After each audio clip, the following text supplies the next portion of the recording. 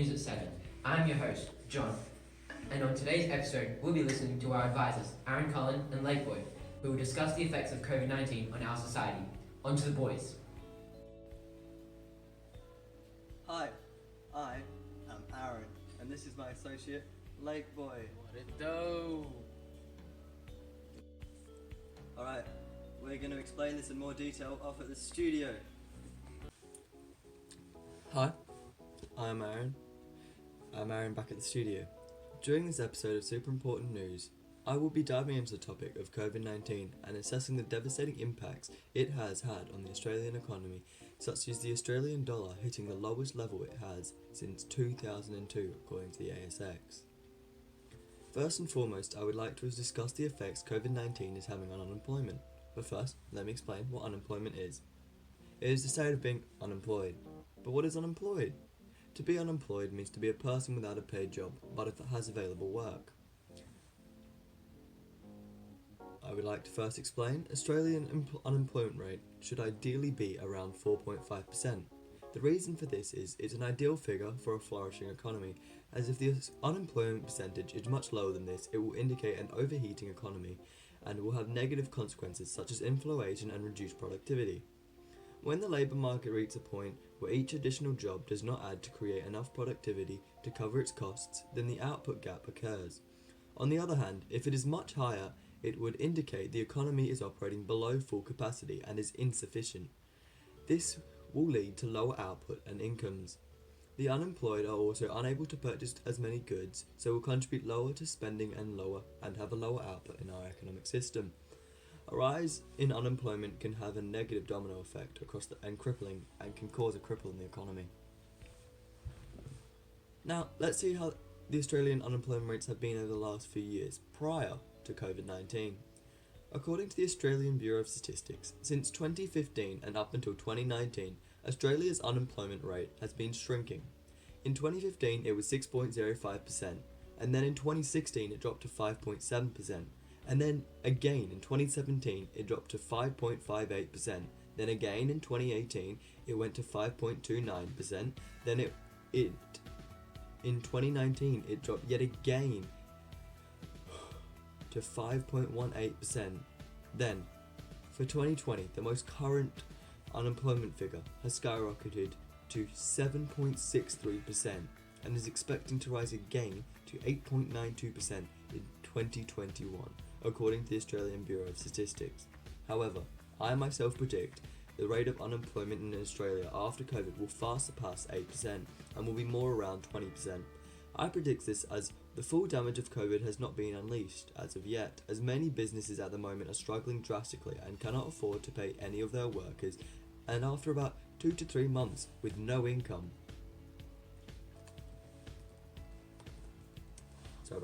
With no income, most businesses will have to either close down or lay off many of their workers, and although some businesses are doing that now, there are still more that will soon follow after this. More recent events occur. As 2 to 3 months with no income, most businesses will have to either close down and lay off their workers because they're no longer getting in the income, so they can no longer pay their workers and they can no longer survive and flourish because the owners themselves are not making any money because the business is not open and they cannot open it due to the restrictions. So the reason for the skyrocket in employment was due to the coronavirus, as many businesses have been forced to close down and lay off their workers as previously stated. WA Chief Economist Aaron Morey said COVID-19 pandemic has forced a staggering 70% of businesses in the hospitality sector reduce hours of their staff, which makes them underemployed, and then in 43% to either sack workers or place them on unpaid leave. So that's 43% of workers in the hospitality sector are now unemployed. However, it must be noted that these figures cannot show the full extent of the effects that the coronavirus is having on the Australian economy, as many people, instead of being unemployed, are underemployed, which means they have job but want and need more hours. That was a 70% in the last statistic. The Australian economy is approaching a recession, which I predict will take 10 to 15 years to recover fully from.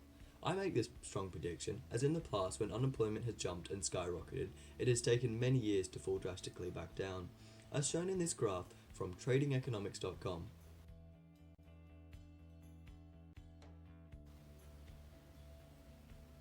At the end of 2012, an unemployment rate jumped from 5.2% to 5.4%. Then by the end of 2013, it was at 6%. Then by the end of 2014, it was at 6.4%. And not until 2018-19 did the percentage come back down to 5.2%, and then steady at 5%. So most recently, after a small jump in unemployment percentage, it took 6 to 7 years to recover. However, this jump in unemployment is significantly larger than the one in 2012, and this one jumped a whole percentage to reach levels of unemployment seen only at the peak of last time's surge of unemployment. On a larger scale, this graph here shows unemployment rates over the last 42 years, and a pattern you can see is that every time there is a quick surge in unemployment, it takes many years to recover. Leading on from that, there is something to note. Officially, the total employment fell by 594,300 persons last month, or by 4.6%, while the number of unemployed rose by just 104,500. You may be wondering, how on earth does that make sense? Well, that's because 490,000 persons left the labour force altogether. That means they may have been too discouraged to be bothered looking for work, or they're unable to look for work because they've been forced into a caring role at home. For instance, they're not actively looking for work, they're no longer being counted as officially unemployed. They've simply disappeared from those official figures. But that doesn't mean they're not hurting. In fact, 490,000 persons who dropped out of the labour force last month were still actively looking for work. The number of officially unemployed persons would be nearly 500,000 higher at around 1.3 million. That means the official employment rate would be 9.6% rather than 6.2% if those 490,000 people were classified as unemployed and not just disappeared from the statistics. So, to shortly summarise the effects COVID-19 has had on the economy's unemployment rate, is that COVID-19 has drastically increased the percentage of unemployment over the last few months and is predicted to rise exponentially until the pandemic is over, and that due to unemployment, Australia's quality of life will decrease as they cannot afford to buy goods and pay for services. Therefore, lives will be a lot more basic and not as fulfilling as they once were. Leading on from that, I'm going to discuss the effects COVID-19 is having on our quality of life. COVID is obviously having some drastic effects on our day-to-day lives, but are these effects going to negatively affect our quality of life? Well, in short, yes. They are, but let me explain why. Firstly, let me define what quality of life is. Quality of life means a standard of health, comfort, and happiness experienced by an individual or group.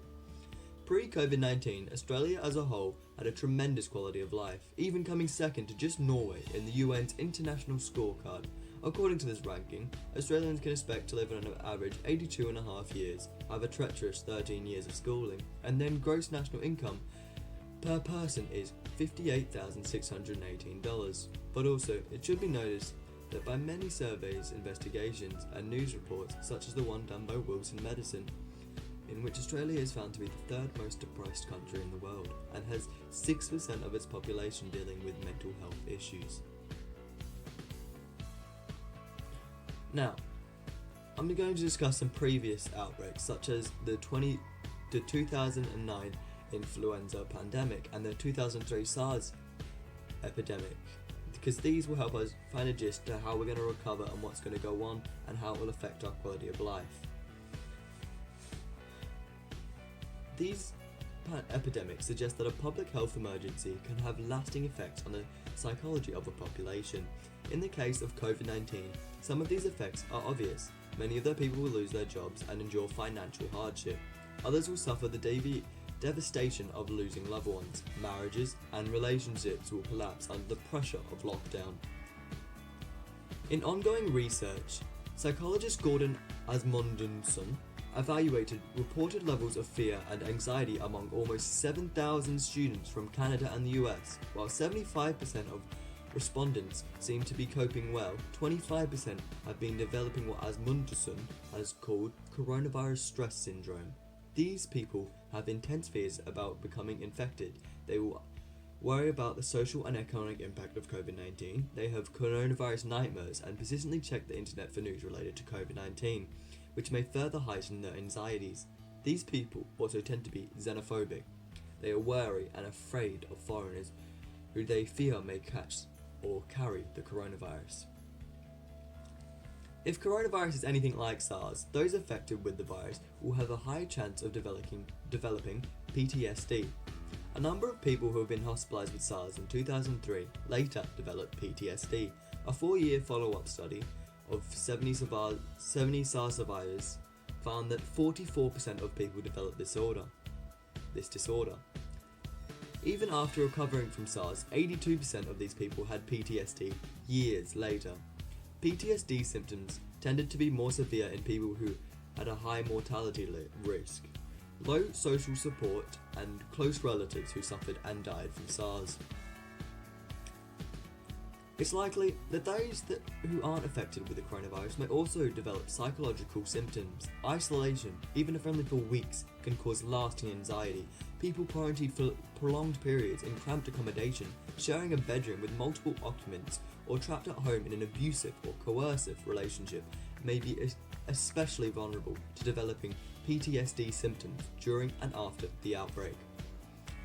Other psychological effects will have to do more with the environmental and social changes. COVID-19 has forced societies to trial entirely new ways of living. School lessons have moved online, work meetings took place over Zoom, groceries are delivered via Amazon, and at the moment we are living through a global pandemic where the internet has made it possible to withdraw from the outside world altogether. Even before this outbreak, though, it must be noted, people were already working from home, shopping online and having food delivered, rather than going to restaurants. But the outbreak may have further entrenched the direction in which society was heading. After coronavirus has passed, we may find that life never fully returns to how it was. Germaphobe freaks could continue retreating to the safety of their home forever.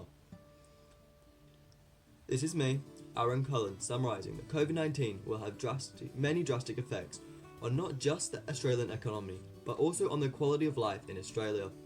I and the team at Super Important News predict that the effects of COVID-19 will last for many, many years to come. But if I was to be more precise with my prediction, I would say that the unemployment rate would stay above 6 to 7% for the next 10 years, and that in the very near future in 2021 I predict that unemployment will reach a record high for Australia at around 20%.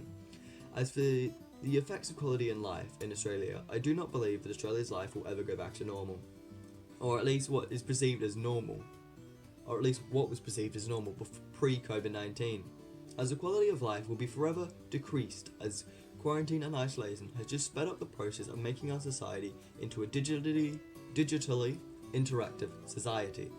And as mentioned previously, mental health will plummet.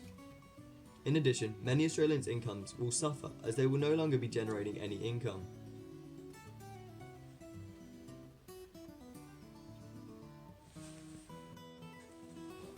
This is Aaron Cullen reporting from headquarters in Perth, Western Australia, over to River Merendino. Thank you, Aaron. Hi, I'm your very important news host, River Merendino, and today we'll be seeing if Australia's economy has taken a turn for the worse. We will discuss the GDP growth rate and inflation rates before and after COVID-19, and hopefully reach a conclusion. In early January of 2020, before the COVID-19 outbreak and pandemic, Australia had a gross domestic product, or more commonly referred to as GDP growth rate, of 2.2%, fairly average for its economy, and not being as low as the prior quarter with 1.8% growth rate. As a result of current events, the economy predicted that by the yearly end of 2020, the growth rate will reach a total of 2.75%. This is supported by the accommodative monetary policy, which is basically a strategy implemented by a central bank to stimulate and encourage economic growth. They do this by lowering short-term investments, resulting in consumers and businesses borrowing more money as it is now cheaper. The predicted growth rate is also supported by the increase in household disposable income growth. This is shown in this graph. Household consumption growth continues to be a very important source of uncertainty for the domestic growth forecast. particularly given uncertainties around the outlook for income growth and the way developments in housing markets will affect household decision making. Public demand and business investments are scheduled to proceed with supporting growth over the forecast period. The steady increase in the gross national expenditure growth over the following few years is anticipated to be promoted by consistent export growth. These predictions would be fine if it wasn't for COVID-19 becoming a major health crisis. This has completely turned the results lopsided, which no one could have predicted. The GDP growth rate is now declining and is predicted to plummet almost a percentage by the time it has subsided. This is because the import and export rates are dropping as unemployment rates skyrocket, expected to reach up to 50%. This could happen for a few months to even a year or two. There is just no way to be sure. After everything has returned to normal though, it may take a while. It is expected to make a steady return to 2.2%. Our predictions will become more accurate and precise than before. Now that we have discussed Australia's GDP, what about its inflation? Well, as of January, inflation rates have been measured at a reasonably normal rate of 2.2%. The March quarter outcome for inflation was lower than expected, and domestic price pressures are more restrained than previously thought. In particular, the weakness observed in the March quarter within the large housing components, which account for 1/6 of the consumer price index, is expected to continue as housing activity slows. The lower GDP growth profile has also contributed to a small downward change. Nevertheless, a subtle increase in inflation is still expected to occur, reflecting the increase in wage growth, the considerable reduction of the exchange rate, and some increases to food prices. Inflation is now expected to extend to 2.3% by early 2020 and slightly above 2.4 to 2.5% by early 2021. These assumptions have now been skewed though, as the economy was largely damaged. Inflation rates have now been rising rising very fast as production rates need to be more efficient, reliable and timely than ever before. This is also a byproduct of the increasing unemployment, making it much more labour intensive as the workforce has been cut in half. Businesses are raising prices whilst banks are forced to raise their interest rates for a profit margin to occur, ultimately resulting in marginal businesses failing, which only exacerbates the unemployment dilemma. Nevertheless, this problem will be resolved in time. Again, how long this could take is up for a debate, most likely by the end of 2020, if not 2021. So, in conclusion, although Australia's economy isn't exactly in the best position currently, it will stabilise after the pandemic is no longer a threat, regardless if it takes 2 months or 2 years. We'll just have to wait and see. Thank you for watching. That was super important news. Thank you and goodbye.